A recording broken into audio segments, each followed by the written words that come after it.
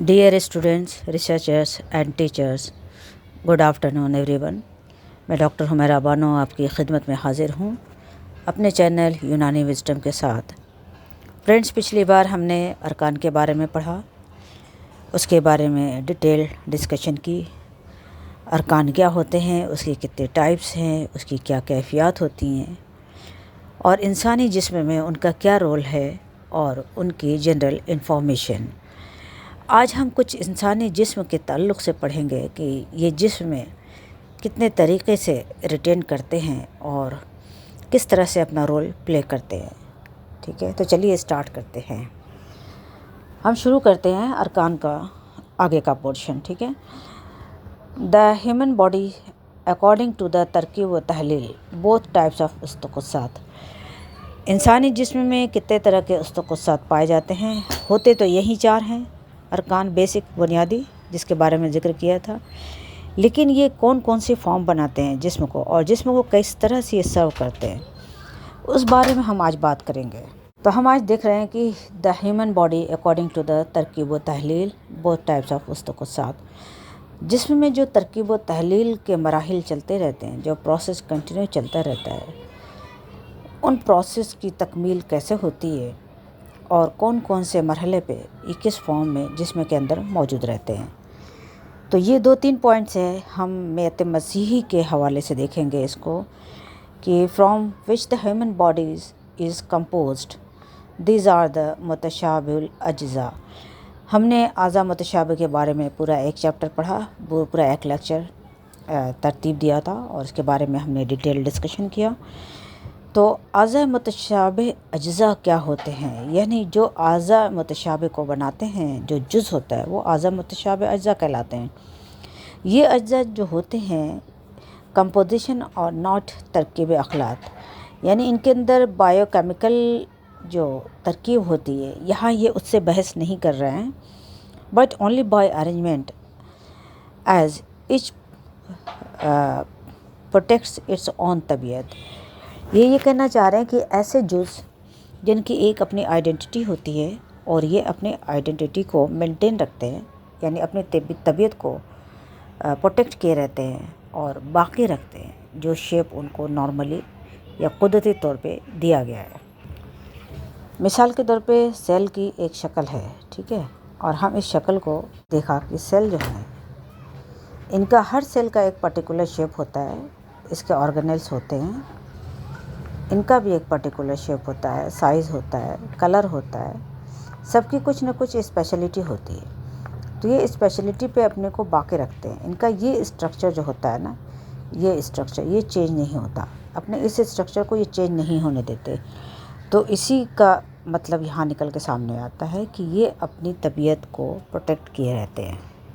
तो ये आज़ा मुतशाबिह अज्ज़ा जो उसके होते हैं, जुज़ होते हैं आज़ा के, ये उसकी बात कर रहे हैं। और दूसरी बात यहाँ पे जो हो रही है कि उस्तकुसात आर प्रेजेंट इन द अज्ज़ाए मुतशाबिह। दिस काइंड्स ऑफ उस्तकुसात are not a protector of their तबीयत, rather they are biochemically changeable. तो ये जो दूसरा पॉइंट है, ये हमारा जो साबित करता है कि यहाँ पे जो हमारे मॉलिक्यूल्स हैं, ये बहस वहाँ की जाती है, यानी जो जुज़ है उनको भी बनाने वाले जो हमारे अरकान हैं, तो ये अरकान कैसे आपस में जुड़ते हैं और किस तरह से उनको सर्व करते हैं, कंट्रीब्यूट करते हैं। तो ये चेंजेबल है, ये हर वक्त उनका कंट्रीब्यूशन चलता रहता है, टूटता रहता है, बिगड़ता रहता है। जिस तरह से हमने पढ़ा कौन फसाद के बारे में कि कौन जो है बनने का अमल है, फसाद बिगड़ने का अमल है। तो तरकीब व तहलील में भी यही बात आती है कि हर वक्त इनके अंदर तरकीब का सिलसिला चलता रहता है, हर वक्त तहलील का सिलसिला चलता रहता है। तो इस मकाम पे जो होते हैं, ये मेंटेन नहीं रख पाते अपनी एक पर्टिकुलर साइज़ को, शेप को, ठीक है। तो यहाँ उनके अंदर काफ़ी जो है चेंजेबल ये सिचुएशन रहती है, प्रोसेस रहते हैं। लेकिन जो पहला वाला है, ये इस बात की तरफ इशारा करता है कि इसमें जो है ये वाला, ये फिक्स रहता है, ये अपने शेप और साइज़ और पोजीशन को चेंज नहीं करते, ये मेंटेन करके रखते हैं। तो ये उनकी तबीयत है। अब तिब के लिहाज से ये देखते हैं कि अरकान जिस्म में हमारे अज़ा को बनाते हैं और जिस्म के तमाम हिस्सों को बनाते हैं। तो इनके बनाने का प्रोसेस क्या होता है, यानी हमारे अरकान जो हैं कहाँ पे जिस्म को कंपोज करते हैं, तो फिर उससे जिस्म की जो फ़ालियत है या जो मकसद है वो हमें हासिल होता है। तो ये दो सिलसिले में दो बात कही गई है कि पहला जो कहा गया प्राइमरी मटेरियल होता है जो सीमेन कहलाता है, मनी कहलाता है, कि पहली बार जो जिस्म का इंसानी जिस्म का जो हिस्से बनते हैं, ऑर्गन बनते हैं, वो मनी से बनते हैं। दूसरे जो मरहला इसमें आता है वो ब्लड से आता है, ये ब्लड से बनते हैं। ये डीप स्टडी है और या इल्म है, ये कह सकते हैं कि ये उसके थ्रू ये बात क्लियर होती है कि जेनेटिक्स जो है किस तरह से ह्यूमन ऑर्गन को क्रिएट करता है और किस तरह से क्वालिटीज़ और प्रॉपर्टीज़ जो होती है एक जनरेशन से दूसरी जनरेशन में ट्रांसफ़र होती है या ट्रांसमिट होती है।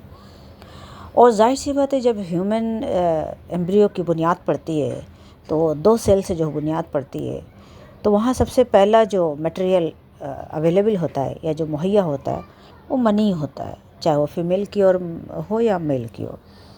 उसके बाद फिर ब्लड जो है उसमें अपना हिस्सा कंट्रीब्यूट करता है या उसको तग़ज़िया फ़राहम करता है। तो यहाँ ब्लड का मतलब यही है कि वो उसको तग़ज़िया फ़राहम करता है और बुनियादी जो है वो ये मनी। इसी के हवाले से हम देखते हैं कि जो अरकान हैं ये किस तरह से अपनी शेप और शक्ल और जगह और पोजीशन बदल के इनकी साइकिल चलती रहती है। साइकिल है जो एलिमेंट्स अपने फॉर्म को चेंज कर कर के एक जगह से दूसरी जगह किस तरह से ट्रांसमिट होते हैं या पहुंचते हैं और फिर किस तरह से अपने काम को अंजाम देते हैं। तो ये कहा गया है कि ये जो प्लांट्स हैं, जो हर्ब्स हैं या सब्जियां हैं, ये जो भी फ्रूट्स हैं, ये सब तमाम चीज़ें जो होती हैं ये भी इसका भी जो मेन जूस है यही एलिमेंट है, यही 4 एलिमेंट्स इसमें भी होते हैं। इन्हीं 4 के डिफरेंट कंपोजिशन से ये फॉर्म वजूद में आती है और जब ये फॉर्म वजूद में आती है ये इंसान की ग़िज़ा बनती है। ठीक है, ये इंसान की ग़िज़ा बनती है।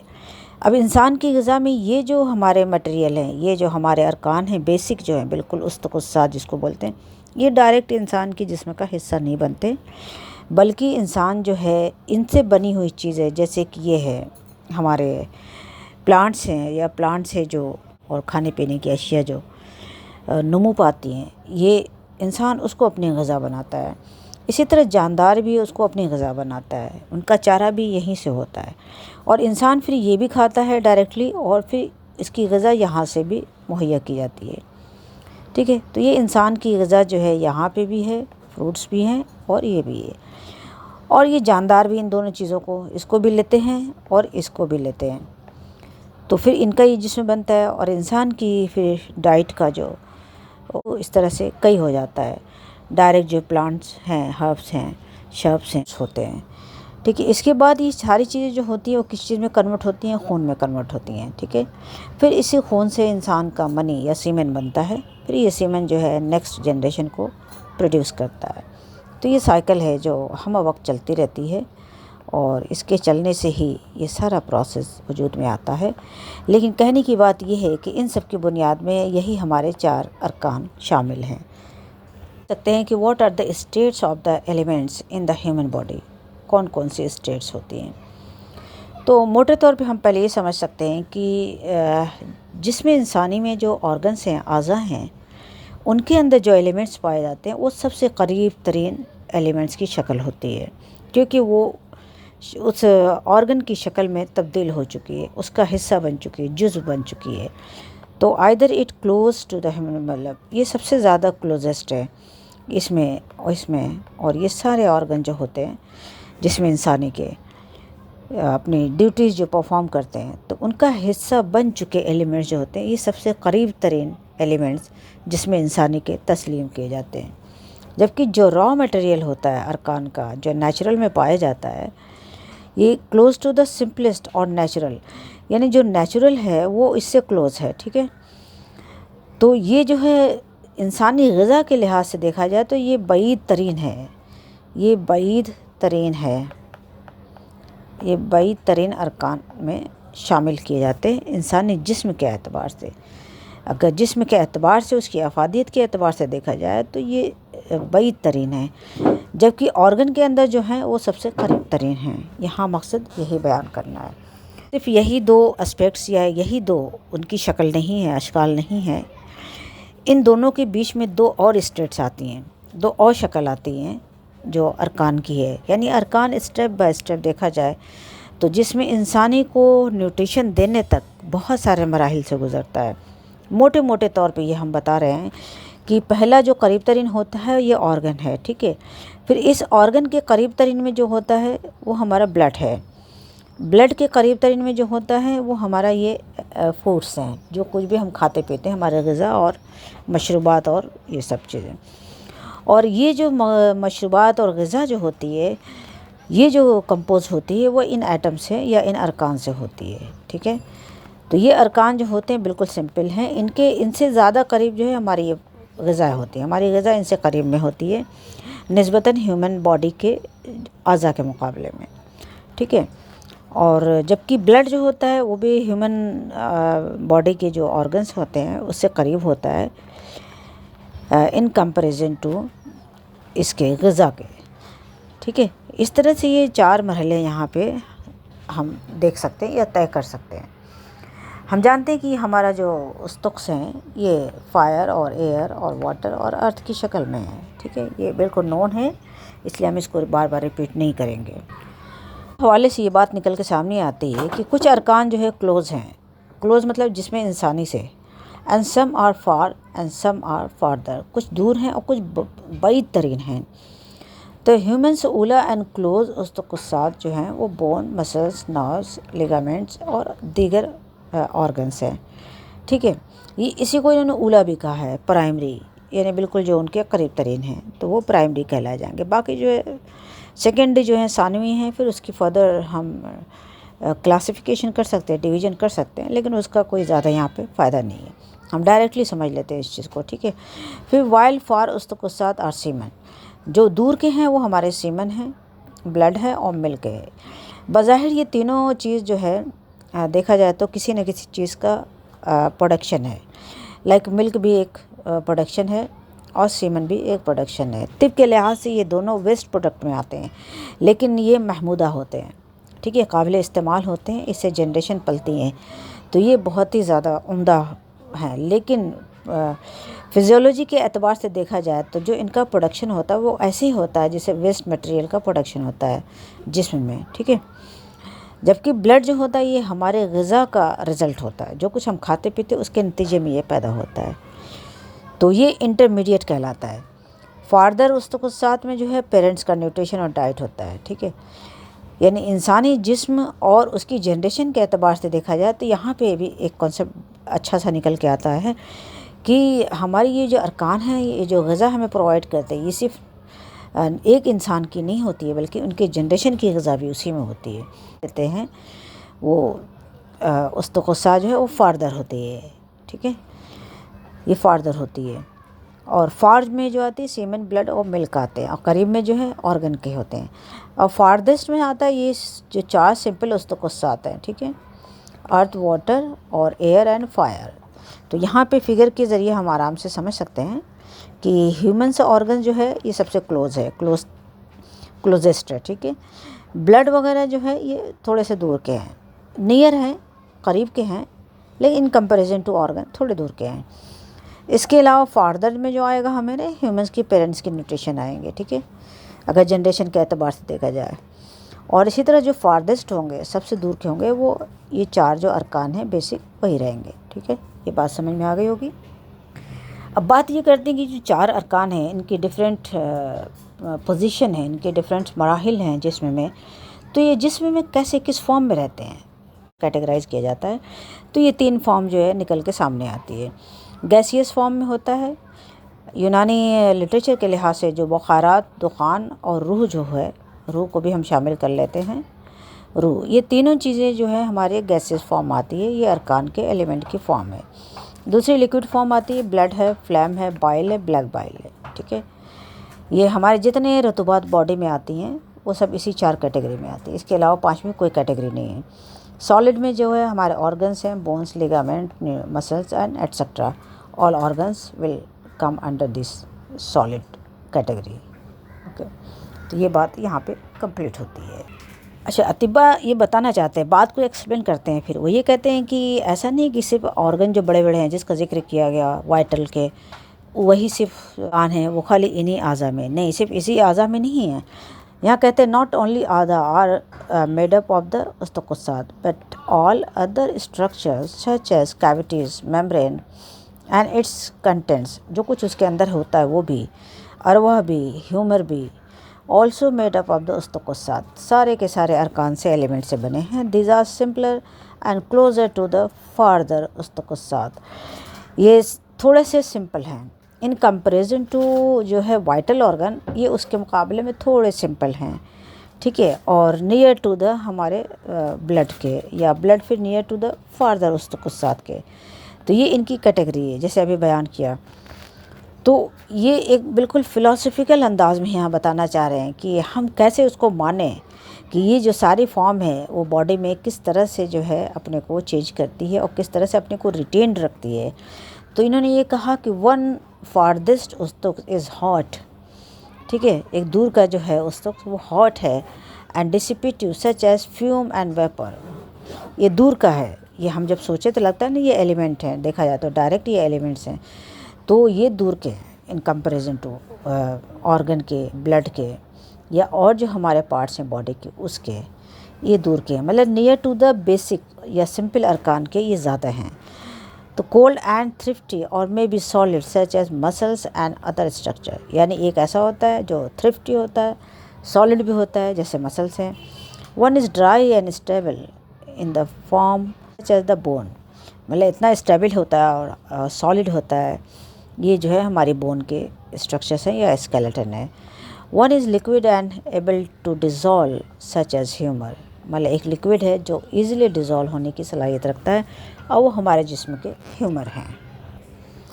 अब जो क्लासिकल प्रेजेंटेशन है फायर, वाटर, अर्थ, ये उसी सीक्वेंस में है जैसे उनकी कंसिस्टेंसी या उन ग्रेविटी, ठीक है। फायर जो है ये हीट को रिप्रेजेंट करता है, एयर जो है वो सिम्बलाइज करता है ब्रेथ को, विंड को, ठीक है, और वाटर जो है सिम्बलाइज करता है फ्लूइडिटी को, एडेप्टेबिलिटी को एंड इमोशनल डेप्थ को। इसी तरह अर्थ जो है ये हैवी या स्टेबल चीज़ को इंडिकेट करता है।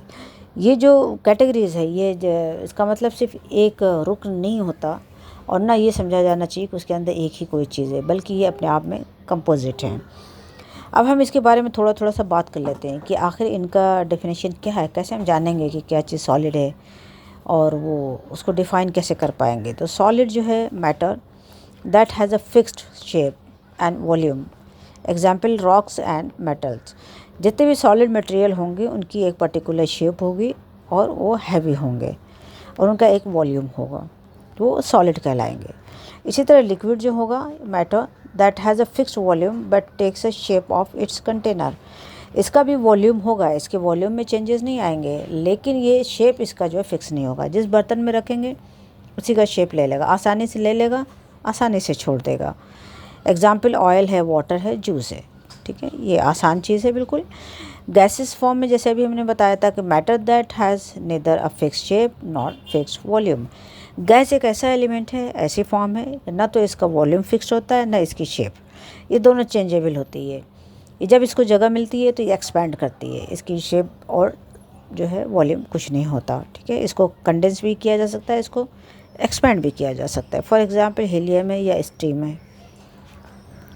डिस्क्रिप्शन दिया है कि तिप के लिहाज से इनका क्या टेम्परामेंट है, क्या मिजाज है, हम इसको किस ज़िम्न में रखेंगे। तो एयर को उन्होंने हॉट माना है क्योंकि ये बहुत हल्का होता है और बहुत फाइन होता है।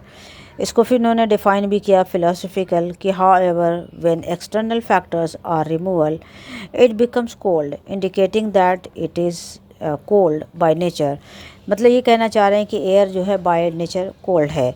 ये गर्म इसलिए होती है कि आसपास का जो उसका एनवायरनमेंट होता है, अगर वो गर्म होता है वो उसे गर्म कर देता है, अगर उसको हम हटा दें तो अपने आप ये ठंडी हो जाती है। तो कोई चीज़ जो है अगर अपने आप जिस पोजीशन को ले लेती है या स्टेटस को ले लेती है, वही उसका नेचुरल स्टेटस तस्लीम किया जाता है। इसका दूसरा ये भी बताते हैं कि अगर ये ठंडी ना होती तो ये पानी को ठंडा नहीं करती, जब पानी के कांटेक्ट में आती है तो पानी को मज़ीद ठंडा कर देती है। तो ये दो इसके उन्होंने रीज़न या दलाइल दिए हैं।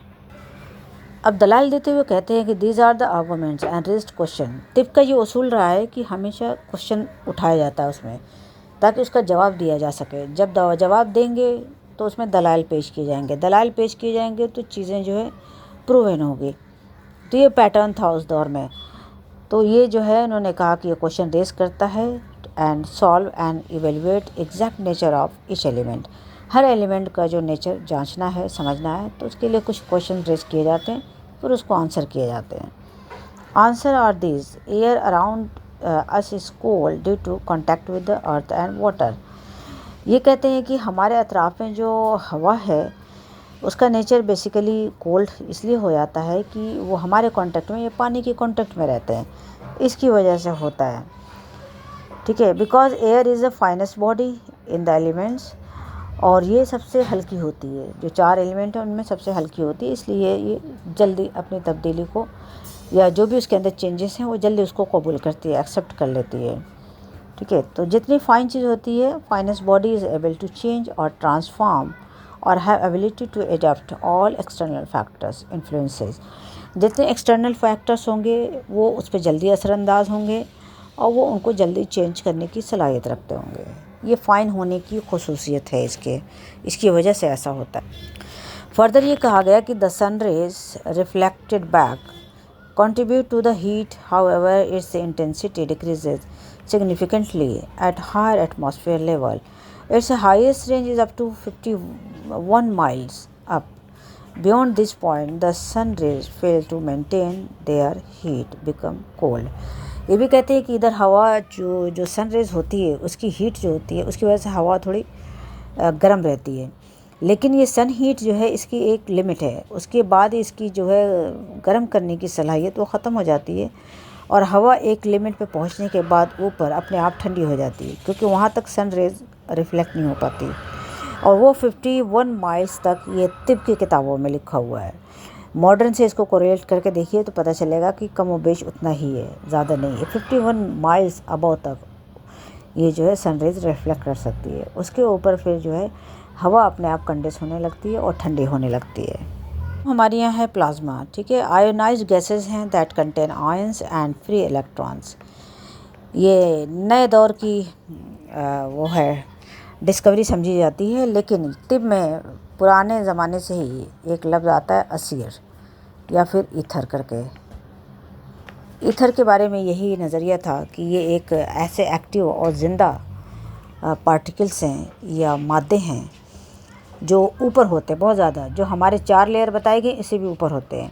तो इसका ये कॉन्सेप्ट है कि जितनी कोई चीज़ फाइन और हल्की होती जाएगी उसका मकाम उतना ज़्यादा ऊपर होगा, इसलिए ईथर या असीर का मकाम इन सबसे ऊपर है क्योंकि ये उससे भी ज़्यादा फ़ाइन है।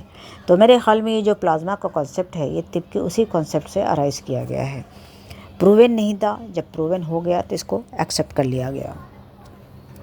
इसमें यह है कि नूर एक ऐसा कॉन्सेप्ट है जो अभी तक सिर्फ यूनानी में ही मौजूद है। हालांकि नूर सभी लोग समझते हैं कि है कोई चीज़ है जो एग्जिस्ट करती है, लेकिन अभी तक ये प्रूवन नहीं है। लेकिन तिब का नज़रिया नूर पे बहुत ज़्यादा डिटेल और डीप है, क्योंकि अक्ल को तिब में नूरी पार्टिकल्स कहा गया है और इसी तरह इंसान के शऊर को भी नूरी पार्टिकल्स कहा गया है।